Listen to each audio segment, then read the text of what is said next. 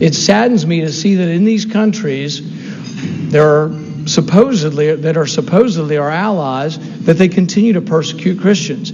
It angers me to see my tax dollars supporting regimes that put Christians to death for blasphemy against Islam. Countries that put to death Muslims who convert to Christianity, and countries who imprison anyone who marries outside their religion. I say no more money to countries that are doing that to Christians.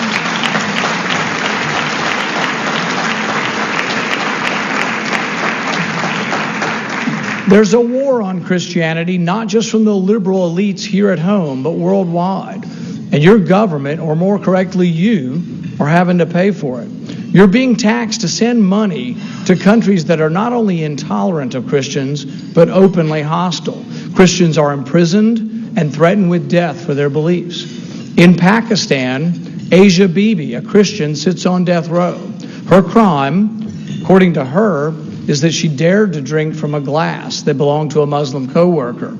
According to the co-workers, they say she insulted the Prophet. In our country, we would refer to this kind of stuff as gossip, and it would get nowhere. In their country, this Christian sits on death row. Recently in Pakistan, a 12-year-old girl with Down syndrome was imprisoned and charged with a death penalty crime for burning the Quran. After weeks, she was released after a local imam was accused of actually sprinkling the pages from an Arabic book into the fire and trying to accuse the little girl. During the Iraq War, over 250,000 Iraqi Christians fled Iraq. Saddam Hussein was a brutal dictator, make no mistake about it, but his government was secular and therefore relatively safe place for Christians. Christians, however, now fear the new government, the new Shiite government, worse than the Hussein government. So the government we put in place has caused Christians by the hundreds of thousands to flee Iraq to go into Syria. So now we have 1 million, 2 million Christians in Syria, and what's going on? We're talking about arming Islamic rebels that are going to be shooting at Christians. It makes no sense to me. Syrians have lived as Christians since the time of Christ. I have a friend of mine who has an Arabic name. He was in my wedding, but he's a Christian. And I asked him when I was in medical school, how long have you been a Christian? He said, well, a heck of a lot longer than you have. He said, we've been Christians since the time of Christ. There have been Christians in the Middle East for a long time. But what we have to figure out is what we're going to do. The Senate's attempting now to arm forces in Syria, many of whom are Al-Qaeda or their affiliates. They say they're going to vet this, but I don't think it's so easy.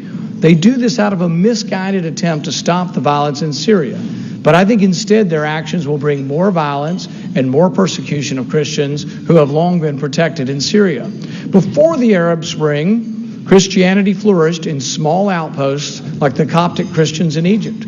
I'd hoped that the Arab Spring would bring freedom to long oppressed people throughout the Middle East, but I fear that the Arab Spring is becoming an Arab winter.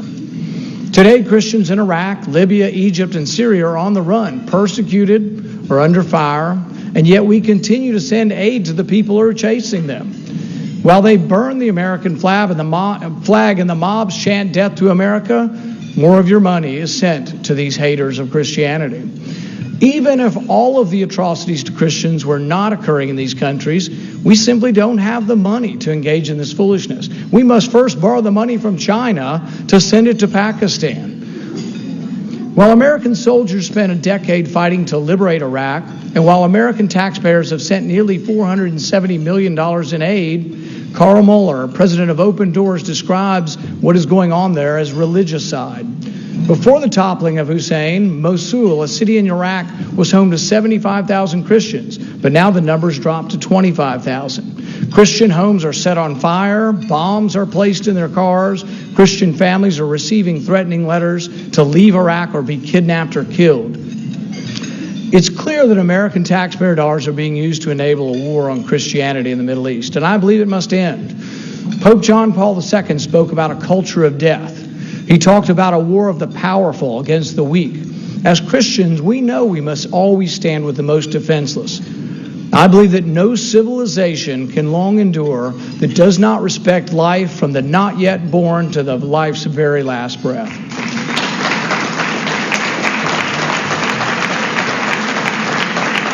Today we have a culture that accepts the wanton disposal of millions of innocent children and sends aid to countries that persecute Christians. I, for one, will not rest until this injustice ends. As Christians, we understand that the right to life, the freedom of religion, pre-exist all government. These rights are not granted to man by other men. These rights are granted to us by our Creator.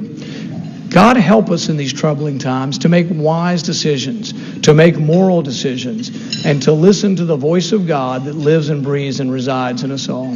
Thank you and amen.